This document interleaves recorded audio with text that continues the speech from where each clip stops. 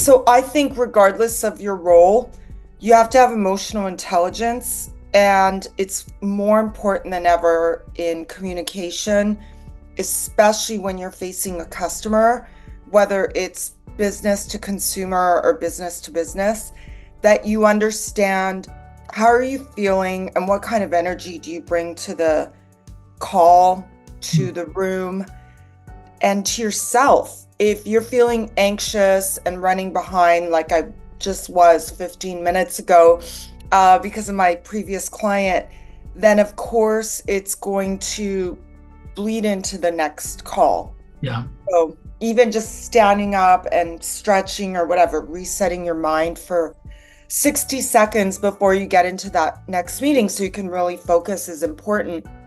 If you're a leader, that becomes even more important because the minute you start looking at something else or your phone, then it gives your entire team permission to do that. Yeah. And when I was working at one of my previous companies, I was not on camera that day. I was at home sick, but I was on the phone with two directors on my team and the co-founder.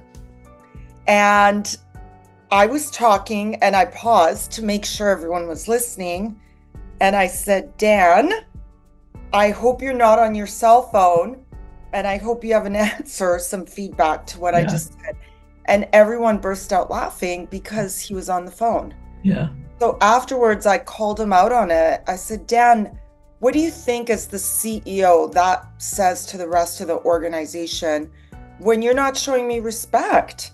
That gives everyone else permission to disengage in a meeting.